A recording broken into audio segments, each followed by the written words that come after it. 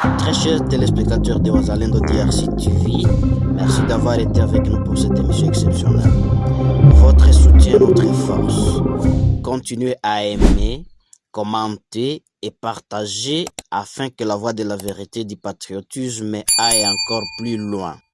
Depuis ce 28 septembre 2025, les M23 a accusé le gouvernement congolais d'avoir utilisé des drones pour bombarder les ponts stratégiques d'Mpeti.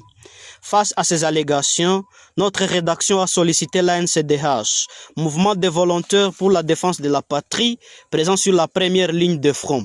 L'information serait réelle et bombarder M23, c'est un cauchemar, ce n'est pas un péché. Puisque c'est le groupe criminel qui est venu avec les étrangers pour tuer, pour massacrer, pour violer les Congolais. Bien sûr, l'avion avait bombardé le port de Minjenje, direction d'Mpeti. Interrogé, l'ANCDH est appelé à clarifier 4 points majeurs. La véracité ou non des accusations portées par les M23, le temps réel de la situation sécuritaire dans la zone, le moral de ces combattants et en fait d'éventuelles informations inédites à partager avec l'opinion publique. Ces réponses permettront de confronter la propagande de guerre aux réalités du terrain. Justement, après la frappe nocturne aérienne du 28 septembre à 4 heures du matin, l'avion avait visé les positions de l'ennemi telles que Bufaringo, Verebirihi, Rubingo, Minjenje et Nyagisozi. Justement, avant cette attaque aérienne, la direction, la localité de Oulende, précisément à Hembe, a été attaquée et occupée par ces agresseurs. Ok, le bilan de ces attaques aériennes, nous avons remarqué, nous avons vu avec nos yeux vus 15 blessés, 10 morts, vus, autres cachés et autres enterrés dans les attaques, à partir des attaques nocturnes menées par cet avion du 28 9 2025.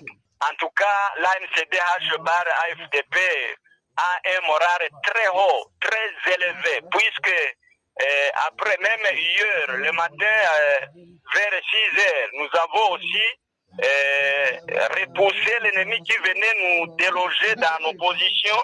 Nous avons pu les frapper à haut niveau. Nous avons frappé la position de Nyabikeri, qui englobe aussi 3 positions. Puisque ces ennemis, toujours, ils voulaient prendre la position, la colline, la montagne de Nyabikeri pour descendre vers Lukwete, puisqu'ils visent toujours entrer dans la cité de Pinga. Nous les avons frappés beaucoup, nous les avons repoussés. Voici le bilan côté ennemi. Nous avons enregistré 9 morts et 15 blessés. Et il y a, après ces attaques, il y a toujours les éléments du M23 qui se sont rendus à notre côté. Nous en avons ici 3. Je vous disais que à partir du 1er septembre 2025, nos positions ont été toujours attaquées par l'armée rwandaise RDF, UPDF, AFC, M23. Les positions qui ont été toujours ciblées sont Kitso, Bibwe, Machumbi, Umugozi, Hembe, Bufaringo vers Birihi et Nyabikeri direction Lukwete. Ces fameux criminels étaient venus nombreux, plus de 3500 combattants, hommes bien armés. Ces criminels, toujours, ils utilisaient des avions, des drones kamikazes et des camions, des jeeps. Nous avons vu 25 camions, dont la majorité de ces camions avaient l'immatriculation ougandaise et 19 jeeps convoyés.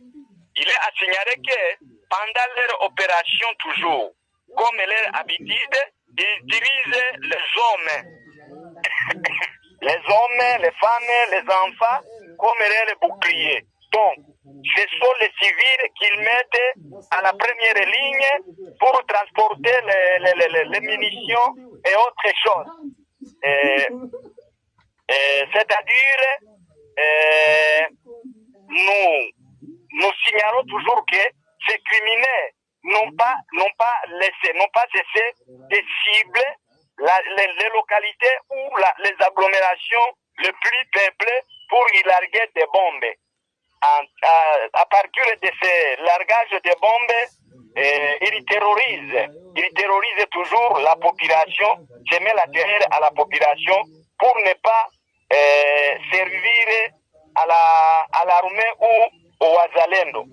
Au cours de ces opérations, il aurait toujours largué beaucoup de bombes dont nous avons plusieurs civils morts à partir de ces bombes. Nous avons encore enregistré à partir de 18 septembre 2025, c'était aux environs de 6 heures le matin, nous avons été réveillés par une attaque de ces agresseurs. Ils avaient incendié plus de 15 maisons dans un village au côté de Bishangali vers Ntango, direction de Bibre toujours. Dans un contexte où la désinformation s'entremêle au combat, la voix des acteurs de terrain reste essentielle pour éclairer l'opinion. Les déclarations de l'ANCDH devraient apporter un témoignage direct sur la situation d'un petit et sur la détermination de V2P dans leur mission de défense de la patrie. Un immense merci à tous nos super abonnés et à ceux qui nous découvrent aujourd'hui. Abonnez-vous dès maintenant pour ne rien manquer de nos prochaines émissions. Ensemble, faisons briller la voix de Wazalendo. Wazalendo DRC TV, la chaîne mère de la résistance.